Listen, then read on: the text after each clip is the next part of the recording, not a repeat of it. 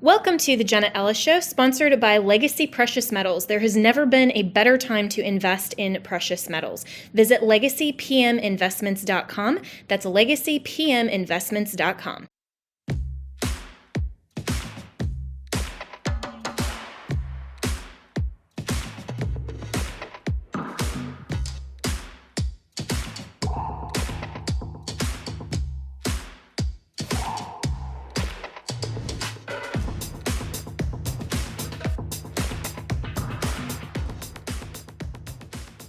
Good evening and welcome to Jenna Ellis Tonight. So conservatives across the nation were stunned over the weekend, particularly on Saturday when the Uniparty in the House of Representatives voted for a $95 billion spending package providing aid to Ukraine, Israel, Taiwan, and quote-unquote humanitarian aid, which is actually going to Hamas leaders. So apparently we're funding both sides of the war here.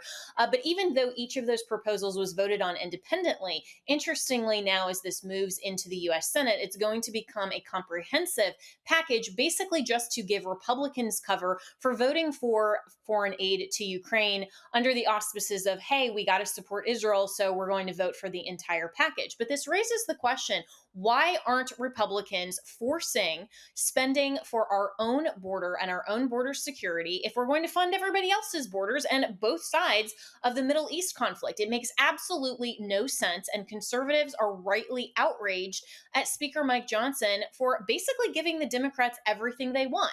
So I had the opportunity to catch up with Representative Bob Good this morning on my radio show, and he is the chair of the Freedom Caucus, to ask what the heck is going on. This is what he had to say. The quick answer to that, Jenna, is that Mike Johnson wanted the Ukraine aid as badly as the Democrats did, such that he was willing to risk his own political status, if you will, or future to do it. And he did not want border security to put Ukraine support in jeopardy. That is the bottom line. As you know, we begged him for months to utilize the spending fights, the appropriations fights, the must-pass spending bills that we went through, all these continuing resolutions that fed into the omnibus or the two minibus packages. And we begged him, pleaded with him to attach border security to those, to say we will not fund this government that continues to perpetrate this border invasion, the 10, 11 million illegals that we know about under Joe Biden. And he refused to do that because he did not want to risk a government shutdown. He was afraid of a government shutdown. But he promised, Jenna, as you know, repeatedly, the border would be the hill to die on. And this is the fight we will have when it comes to the Ukraine supplemental, because the Democrats want Ukraine funding so badly. Well, over the last 6 months, it began to become increasingly clear that Mike Johnson wanted Ukraine funding as badly as the Democrats do. And as you know, even if he was going to try to leverage the border security, which he did not, but even if he was going to try, if you want the same thing the other side wants, the one thing the Dems want, they wanted that Ukraine money. If you want it just as bad as them, then you have no leverage to add something into the deal to try to get it, because they know that's what you wanted. He did not want to jeopardize Ukraine funding with the border security fight. We pled with him even up to the last days of this deal before it came out, to separate these bills, standalones, pay for them. Don't borrow another $100 billion from our kids and our grandkids, further exacerbate our debt situation. At some point, the suffering because of the debt, the 40-year high inflation, the 20-year high interest rates, our credit rating's been downgraded. We're having more trouble selling our debt now. Future high interest rates are coming because you have to increase the interest rates to attract investors when they don't want to buy your debt because of the risk. We're paying nearly $1 trillion in interest now on our debt. So at some point, that's got to matter. Well, it didn't matter to the majority of House members this week, and even Republicans who voted for this package. So the Speaker didn't want to risk not getting the Ukraine package through. He knew if he attached border security to it that we'd have a fight with the Senate. He didn't want to have that fight. And, Jenna, just on a larger sense, these four bills being packaged together, yes, we voted on them separately, but there was a MERV, something I've never seen before, this deal where they all come together to go to the Senate. And the reason that is, that way you could use Ukraine money as leverage to get the Dems to vote for Israel, and Israel as leverage to get Republicans to vote for Ukraine, and so forth. Put them all together, again, representing the worst of Washington. And then to make it worse, Jenna, they added $9 billion for Hamas. They're calling it for Gaza humanitarian aid, but Hamas controls Gaza. They're the elected leadership of Gaza. So we're going to send $9 billion to Hamas as we fund Israel, borrowing it instead of paying for it. We should have paid for it. But as we fund Israel, we're going to give $9 billion to their enemies. We're funding both sides of the conflict. And why was that? To buy Democrat votes for the Israel package. And the final thing I'll just say on the Ukraine piece, Jenna, thankfully, because of all the work of people like you and those listening in the audience, making their voices heard to their representatives, and those conservatives in the House like us who are fighting, we got 112 Republicans to vote against the Ukraine portion. 101 voted for it. And those 101 who voted for it, some of them are voting for it because of the pressure from leadership, from the speaker and so forth. They're doing what they're told. So it divided the Republican Party. But the Democrats voted for the Ukraine piece of it 210 to 0. 210 to 0. This is the first time I've seen where the Democrats unanimously voted for a Republican bill. Again, 210 to 0. So as Republicans are divided and Democrats are celebrating all of the funding to Ukraine and to Hamas, the CNN headline was absolutely ridiculous. It said, by passing Ukraine aid, the accidental speaker became an unlikely Churchill. Really? Republican Speaker Mike Johnson showed political courage that is rare in Washington and a notable legislative skill for an inexperienced leader enforcing a long-delayed $60 billion aid bill for Ukraine through the House of Representatives on Sunday. I asked Representative Good about that analogy on Churchill. Listen to this. Well, Jenna, the Churchill comparison is a joke, obviously, because Churchill put a premium on defending Great Britain, the United Kingdom, defending England. Mike Johnson has borrowed this $100 billion to weaken us from a fiscal standpoint, to further escalate a conflict that I don't believe we should be involved with over there in Ukraine. I want Ukraine to win. I want Russia to be defeated. I want Russia to continue to be weakened and emasculated and exposed, that they're not who they used to be. But we were trying to be pragmatic on our side, Jenna. There were conservatives. We didn't just say, okay, we're against it. And yes, we were against more funding for Ukraine, but we said, all right, if you're going to do it, then let's keep our word. Let's skinny it down to $20 billion instead of $60 billion, lethal aid only, and let's pay for it. Let's cut some climate funding or some COVID money that hadn't been spent yet, something else, something easy to cut, and let's connect it to border security. And I actually had an amendment, which they told me they wouldn't allow me to have a vote on because they said it wasn't germane, but it was germane. It said that Ukraine wouldn't get the money until the border invasion numbers went down to below 1,000 a day instead of the 10,000 or more a day that are coming through now. So forget the policy. They literally wouldn't get the money until they actually fixed the border or brought it to a manageable level. And, of course, that amendment was not allowed to have a vote. So lots of good stuff there. And the question for conservatives is, how do we make Republicans actually be conservatives? My thoughts right after this.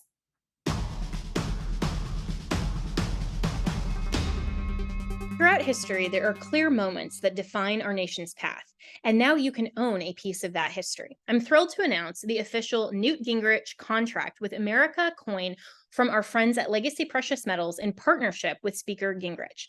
This limited edition 1 ounce 99.99% silver coin commemorates the historic victory in 1994 when the Republican Party, under Speaker Gingrich's guidance, took control of Congress.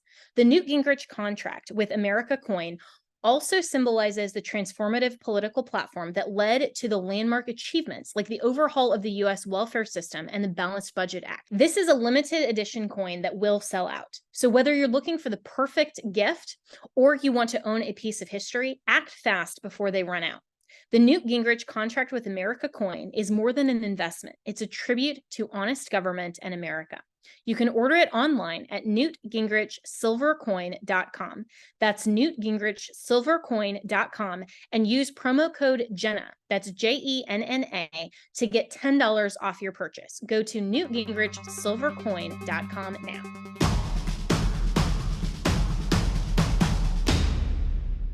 So, what do conservatives make of the Uniparty in DC? Now, in my time in the swamp, I saw how much political pressure and threats of your power being dissolved or taken away, and all of these kinds of incentives really worked to get people to compromise their values. Now, principles can't just mean mere convictions as Republicans, because it's very easy to say, well, these are my convictions. And then if something overrides that, you can say, hey, there's a more lucrative opportunity, or there's a better deal that I can wield in order to hold on to my power. That's the way that Washington works. It's totally transactional. For conservatives, we need more than just mere personal, my truth, my convictions versus some other lucrative opportunity. We need principles, and we need people who will hold fast on to those principles so that regardless of the incentives, the threats, whatever is going on, that it's not just partisan party preferences, but actually principled maneuvering. And this takes more than just fidelity to a party policy, because if we've learned anything, it's that populism is basically another element of mob rule. As long as the party has enough members, then the party can fluctuate whatever it believes in terms of policy to maneuver to whatever wins for them at the end of the day. Because if all we're concerned about in Washington is Republicans winning, then we're not actually principled. And Republicans don't actually stand for anything anymore other than just maintaining power. But for what purpose? So we have to go back to the root of a world view. What is our view as conservatives on nations, on foreign policy, on being truly America first, and not just in a Trumplican sense or the America First TM as a campaign slogan, but understanding what it means to have our government serve we the people of the United States first.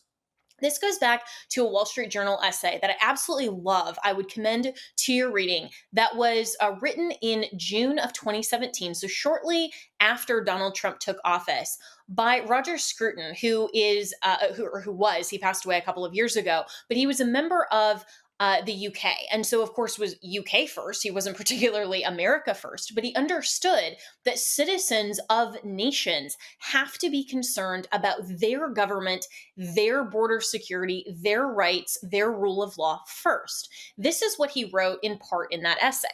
And it's called The Case for Nations. It says, the we of the nation state binds people together, builds an important legacy of social trust, and blunts the sharp edges of globalization. He goes on to say there is a respectable opinion among educated people that nations are no longer relevant. Their reasoning runs roughly as follows. We live in an interconnected world. Globalization and the internet have created new networks of belonging and new forms of social trust by which borders are erased and old attachments vaporize. Yes, we have seen the growth of nationalism in Europe, the Brexit vote in the UK, and the election of the populist Donald Trump. But these are signs of reactionary sentiments that we all should have outgrown. The nation state was useful while it lasted and gave us a handle on our social and political obligations, but it was dangerous too when inflamed against real or imaginary enemies. In any case, the nation state belongs in the past to a society in which family, job, religion, and way of life stay put in a single place and are insulated against global developments. Our world is no longer like that, and we must change in step with it if we wish to belong.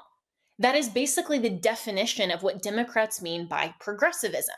They believe that our principles and even our rule of law change and shift with the times. So if a globalized society is what is quote unquote best, and we move with the times because we don't actually have to have a nation state, then that's what we should, as principled democracy, shift towards. But the conservative understands that nation states and protecting our own borders are part of our philosophy and what it means to be a conservative. Scruton goes on to push back against that by saying the argument is a powerful one, and it was highly influential among those who voted in the UK referendum to remain in the European Union. But it overlooks the most important fact, which is that democratic politics requires a demos. Democracy means rule by the people and requires us to know who the people are, what unites them, and how they can form a government.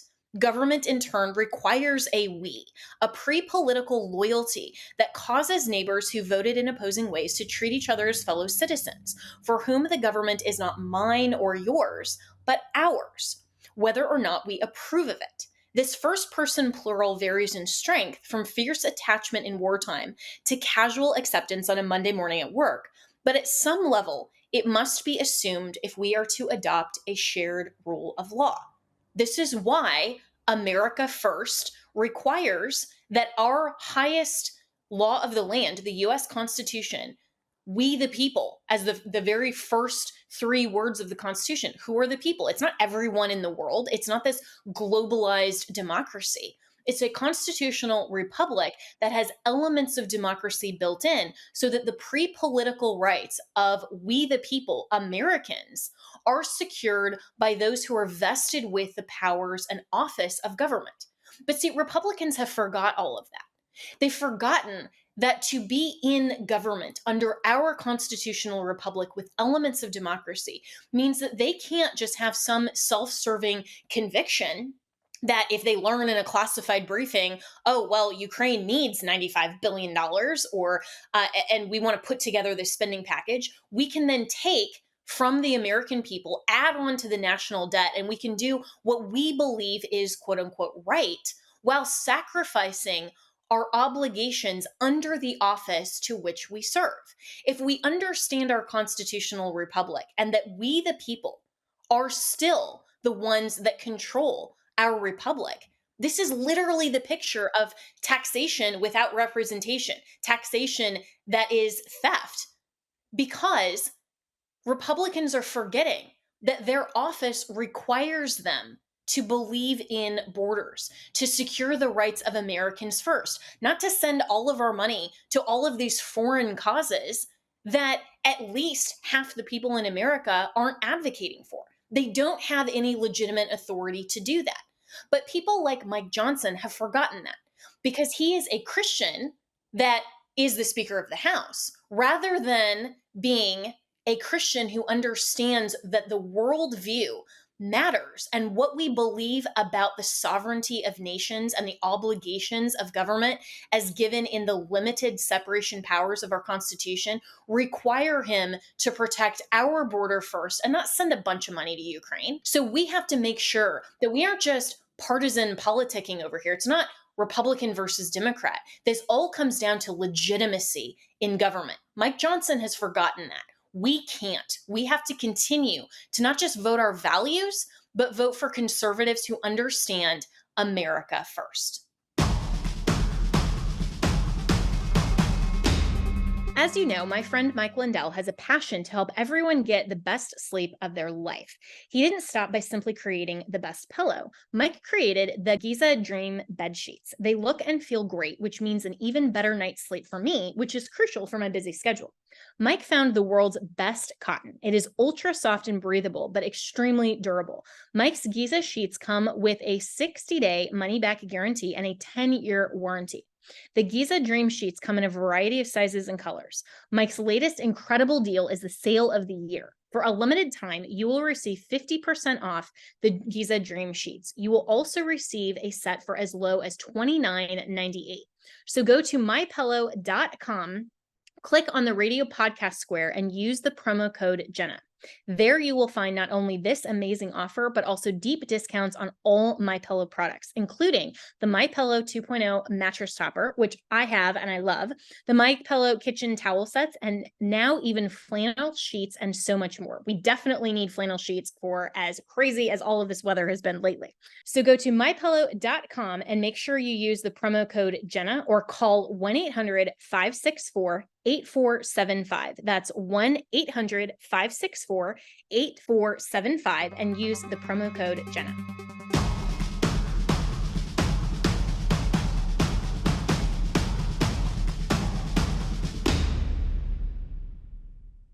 So how are Republicans justifying this ridiculous $95 billion spending package? Well, Lindsey Graham went on Fox News Sunday and lauded Speaker Mike Johnson for working with Hakeem Jeffries, a Democrat, and also said that President Trump had a lot to do with it. This is what he had to say. There's a loan component to it. This would not have passed without Donald Trump. I want to thank the House Speaker and Hakeem Jeffries working together in a bipartisan fashion to give weapons to Ukraine to fight a fight that matters to us. And President Trump has created a loan component to this package that gives us leverage down the road. So this idea. A loan component? Well, Donald Trump had a lot to say in his rally in South Carolina over the weekend. Listen to this. More, 60 billion with a B. They want to give them 60 billion more. And I said, wait a minute, do it this way. Loan them the money. If they can make it, they pay us back. If they can't make it, they don't have to pay us back. Loan them the money. Put it as a form of a loan. Why should you just hand it over to them? Do it as a form of a loan. I do that with athletes. They can't quite, like a professional golfer who I think is very good. They don't have any money, but they have a lot of talent. I'll say, here's the deal. I did it with a number of people. Here's the deal, what I want to do. Professional golfer, I play golf. I play very nice. Did you see the picture of me, the horrible picture with the stomach out to here? So what I do is I'm putting up today a picture of me what I actually look like hitting a ball, smashing that frickin' ball. And you'll see I wouldn't say slim, but not bad. But the ball does go far. I would say it goes about 9 times further than Biden can hit it 9 times.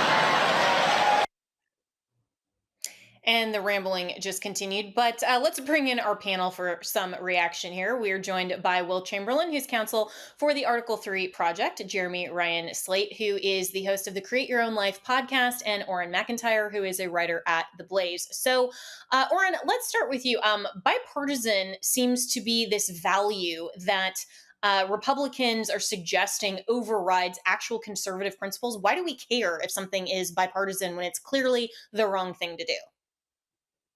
To be fair, this has been part of the Republican establishment's approach to foreign policy for a very long time. It's not some sudden revelation that conservatives are going to send a lot of money to foreign countries in the attempt to placate some kind of dictator or attempt to go ahead and take care of some geopolitical foe.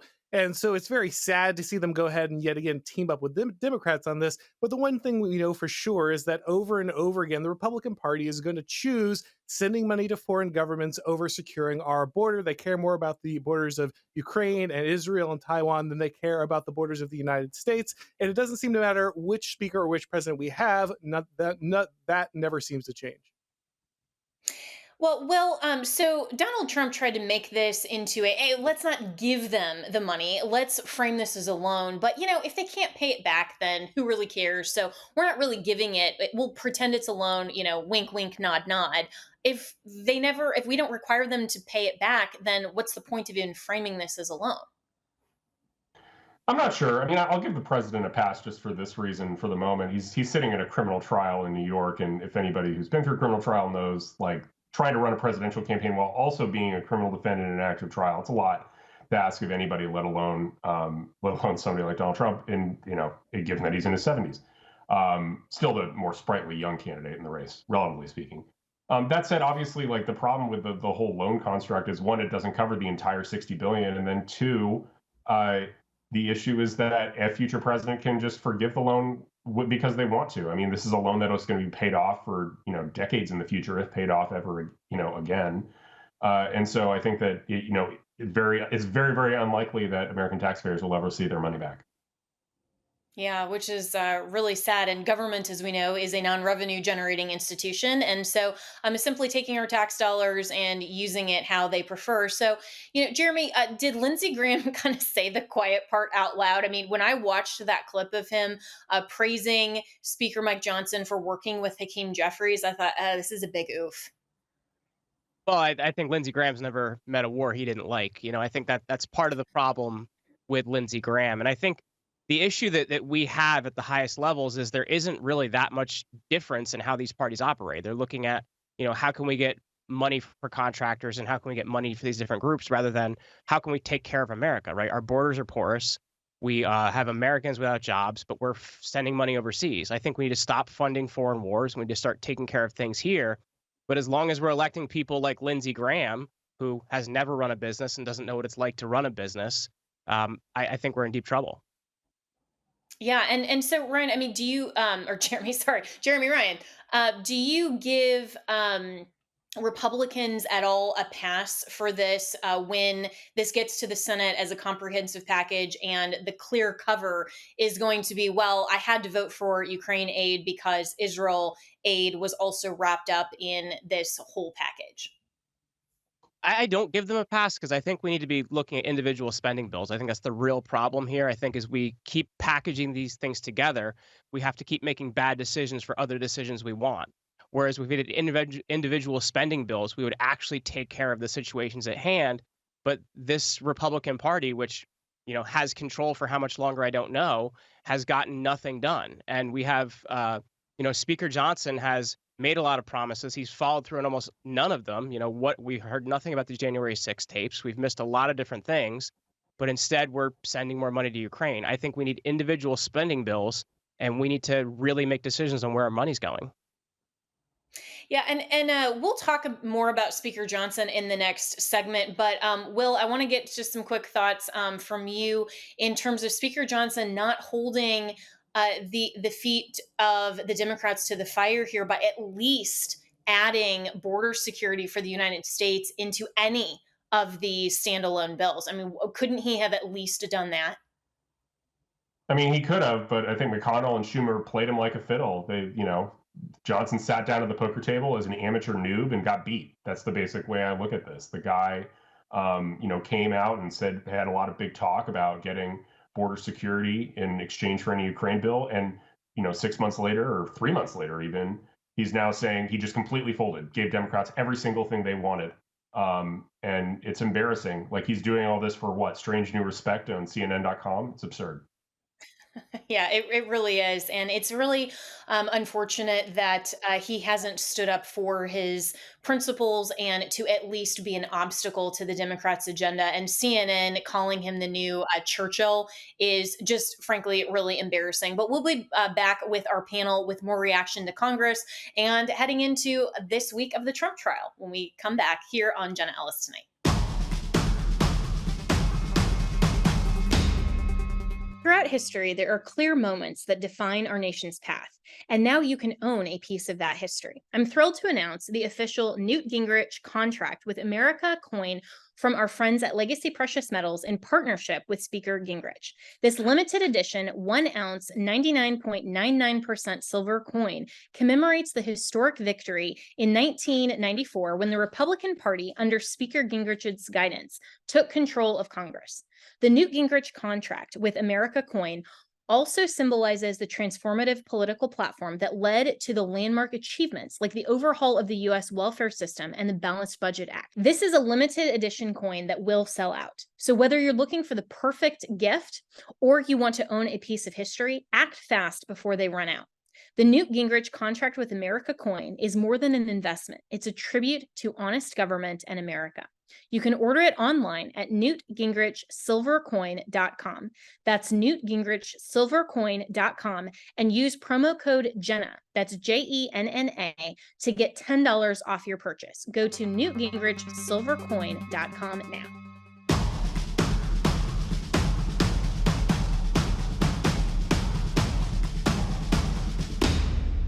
And we're back with our panel, Will Chamberlain, Jeremy Ryan Slate, and Auron MacIntyre, to continue to discuss the reaction and fallout from the congressional spending package that was voted over the weekend.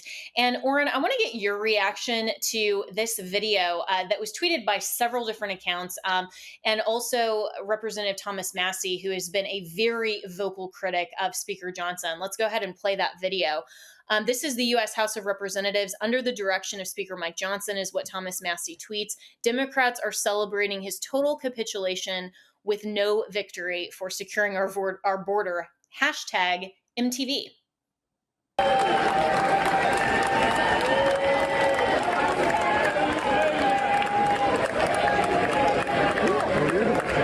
Auron, this doesn't look like anything that should ever be on the House floor of the U.S. House of Representatives. Yeah, this is absolutely disgusting. This is what it looks like when an empire becomes more important than the nation it was originally built to serve. Every person here knows that the borders are in terrible shape. They know the economic problems that the average American is facing. And rather than address any of that, their first priority is to go ahead and ship money overseas and celebrate it, wave the flag of a foreign country on the floor of the House. When Speaker Johnson came out and said that the House had worked its will, not the will of the people, not the will of the voters, but the will of the House, I think it's pretty clear what he meant.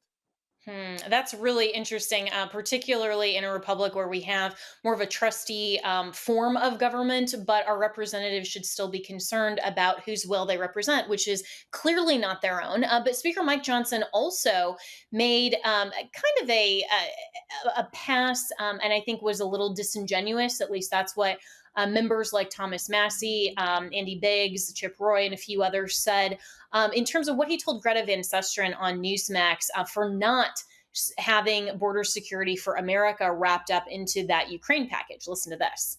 Obligation. So why is the border not in this package?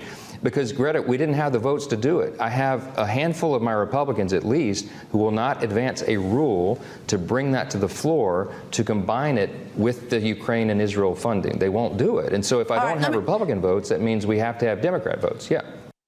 All right, well, but he didn't even try. And he says that he doesn't have the votes, but the other option then is to just not let Democrats get what they want, which is the Ukraine funding. I mean, he didn't even try to have some sort of forced compromise here. Right, and he had the leverage to do so. I mean, this isn't like a debt ceiling negotiation where the outcome of not raising the debt ceiling would be catastrophic for the country, and so there's ultimately a limit on how hard you can negotiate. This is just money for a foreign country. And so if Democrats are so desperate to get this money, because ultimately they view Putin as the reason Trump was elected in 2016, that's why they're so motivated by this, then we were in a position to negotiate and demand that they give us, if not all of what was in H.R. 2, then most of it. But Mike Johnson didn't bother doing that and instead just decided to take the squish line and complain about those hardline conservatives that had the bizarre notion that Republicans should keep their promises. Yeah, it seems like a very bizarre notion these days. But Jeremy, Ryan, so now people like Representative Massey and Marjorie Taylor Greene and a few others, and I think there's this kind of growing consensus that either Mike Johnson should be ousted through a motion to vacate, or as Massey is pushing for him to simply resign.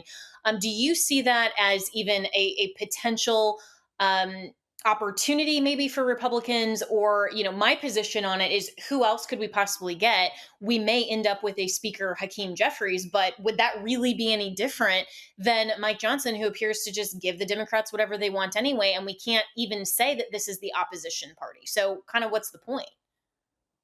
Yeah, I'm in the same boat on that, because I think if we do the motion to vacate again, we don't really have anybody better. We don't have anybody that could get the votes. And at the same time, you're going to have the same issue where we could put someone like Hakeem Jeffries in, right? So I think unless we're coming in very close to an election, right? We're have several special elections, which there's several that are in danger of losing seats. So I just don't think it's a strong enough Republican Party to do this again. However, if he resigns, it's not better either. So I think we're kind of in either position that we take on this, we're not in a great spot at the moment. We need the speaker to actually stand up for a lot of what he said in the past, and he's just not doing it. He just frankly seems like a weak man. And it seems like the American position right now of Republicans is that we always have to choose the less bad option when it comes to elections on any scale. And Auron, that's frustrating to me as a conservative to say, why can't we elect people who actually keep their promises, understand what it means to be a conservative, not just play party politics and go to Washington to capitulate with this to the swamp and, to do all of the things just to keep their own power instead of representing the conservative voters and those demographics. I mean, but if we keep voting for them and we just say, well, it's not as bad as Biden, then aren't we kind of sealing our own fate? I think at some point we have to recognize that it's not one individually weak person, though that obviously exists here. But there's a wider systemic problem with the political situation in the United States. The GOP is not going to fix any of these issues. Nobody in the GOP is going to fix any of these issues. They all have the same incentive structure, and it seems to constantly be teaming up with the Democrats to do the will of the left while ignoring the things that the right would like done, the things that their voters, conservatives, would like done. And at some point, we have to ask ourselves, why is this incentive structure? Why is it Mike Johnson's all the way down? Why is it Kevin McCarthy's all the way down?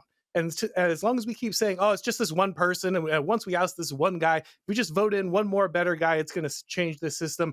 Until we start asking the wider questions about why we're in this situation and the party is structured this way, I think we're going to continue to get what we've been getting. Yeah. So, Will, just in the last couple of minutes that we have, I mean, what do you attribute that to? I mean, you spent a lot of time in Washington, D.C. We overlapped at the same time there, and I don't see the GOP actually having the intestinal fortitude to really do anything about this. They're happy to play the minority opposition party and just continue to rake in donations without being principled or actually standing up for anything remotely conservative. I mean, it goes all the way back to the problem of the swamp, right? Most of these representatives, maybe they're from their places of origin, but they effectively live in DC. The way they spend their time at nice dinners and, fancy cocktail hours with lobbyists. And that's their milieu. And that's the opinions they really ultimately care about. And so, I mean, you had 100-some Republicans vote for Ukraine aid without border security after that being a serious violation of the promise that they made the American people. It's embarrassing. And one of the things I was thinking about was, we have Zoom. These people don't need to go to Washington anymore. They can just stay in their home districts. There's no need to let these people be so easily accessed by lobbyists. If lobbyists want to talk to a representative, they can fly to their district. That was a great thing that DeSantis wanted to do, was to get Washington out of Washington. That would have been awesome. But we'll be right back with more of the panel analysis.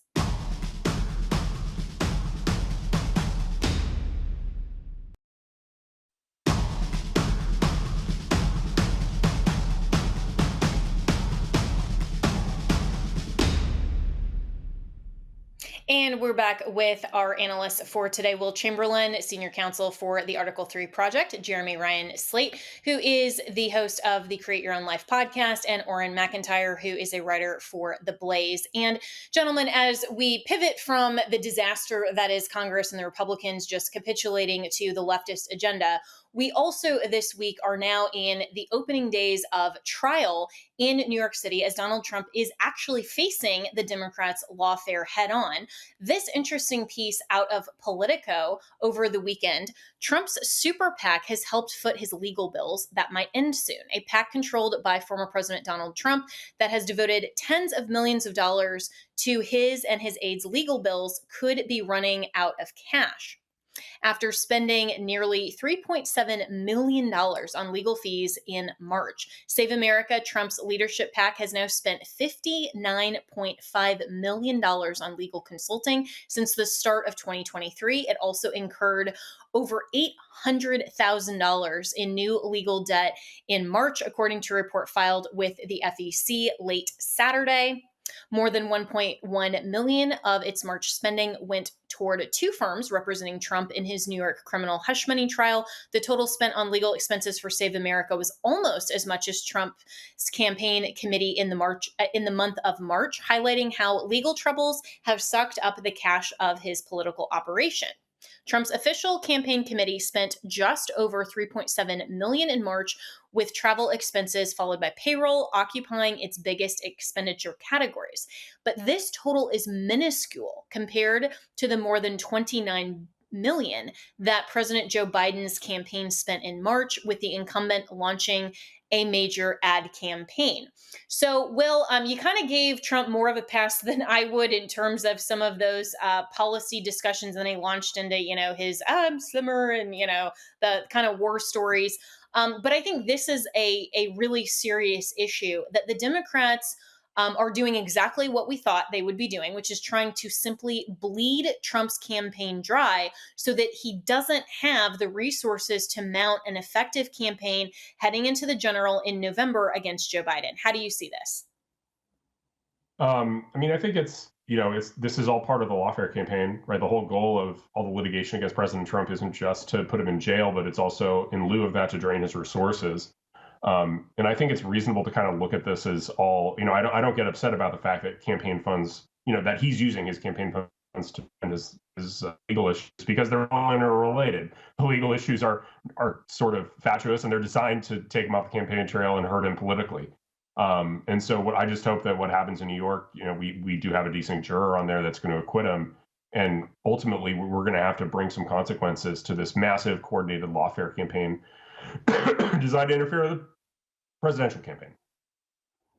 Yeah. So, Jeremy Ryan, in some of the prospective jurors that then were dismissed, we saw several of those come out and talk to reporters after the fact, and having some really, extreme biases against Donald Trump. And then a reporter, Olivia Nuzzi, actually posted that one of the prospective jurors before dismissal had a son who worked for Speaker Hakeem Jeffries. So I was very surprised that jury selection only took a week. I thought it would have taken longer than that. We're heading into opening statements today.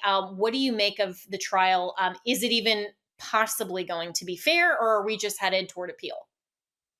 Well, I know I've had conversations, not with this particular case, but with you on other cases of what's going on in our legal system on my own show. And I think this is more of it shows how broken our legal system is, because they already have their goal in mind. They're just trying to get the pieces in place so they can get their goal. And I think that is the real problem. The thing we need to be looking at is, why is one party in full control of the legal system? And why isn't the legal system just fairly employed on both sides? Because we even look at the documents case with Biden being let off. Like, the man had things in his garage and nothing was done about it. So I think we need to look at law being applied evenly for everyone and fairly, but instead we have one party using the entire thing to bleed the other one dry. Yeah, well, and Auron, that of course raises the question that why aren't Republican attorneys general going after Democrats and Joe Biden in the same way that we have the Democrats going after Donald Trump? Clearly, Republicans are very feckless, and they don't want to actually use the legal system in the same way to perpetuate lawfare, to at least come to what Will Chamberlain has previously called, some kind of at least stipulation or settlement agreement that we can all live still under the same rule of law. But my question for you, though, is when Donald Trump is facing all of this, if he does get elected because he's seen what the left will do you think that actually incentivizes him to be less in retribution and judgment, like what he says in rallies, or does that just make him actually want to go harder after the left? Because I can see it actually working both ways, that if he sees what the left is doing to him, he'll kind of take a step back if he's actually in office again. Well, I mean, he better learn this lesson. He better come like Sulla with a list of prescriptions. Look, here's the situation we're in. The rule of law is dead unless there's a consequence for its abuse. And currently, there is no consequence for the leftist abuse of the legal system. Like you said, Republicans are simply not going after people. They say, we have to be above this. We have to stick to our principles. We can't play the same game that they're playing. Well, that's very nice, but they are destroying your civilization while you sit around pretending like at some point, if you're the very best boy at the table, everyone else will see your good example and start following it. The truth is that they are going out of their way to destroy Donald Trump because they view him, either correctly or incorrectly, as an existential threat to the ruling class as we see it now. And if Trump is lucky enough to be placed back into power, he better not flinch, because they certainly will not hesitate after the first round. They already tried to get rid of him the second time if he is taken out of power without having some kind of mechanism for punishing those who would abuse the legal system. And Will, we have less than a minute left in the show, but Article 3 Project has tried to at least balance the scales a little bit. Talk more about that and how people can find out, what bar complaints and other things have been filed through your organization. Yeah, we're pushing a number of complaints against judges who have violated their judicial ethics and prosecutors. And obviously, we either have filed complaints or we are going to file complaints against prosecutors who are abusing the system and for political interference. You can find out more about what we're doing at article3project.org, and that's article number 3 project.org. And I'm really grateful for you and Mike Davis that are actually taking it upon yourselves to give Democrats a taste of their own medicine. So, gentlemen, thanks so much for joining today. We'll be back tomorrow with more of Jenna Ellis Tonight.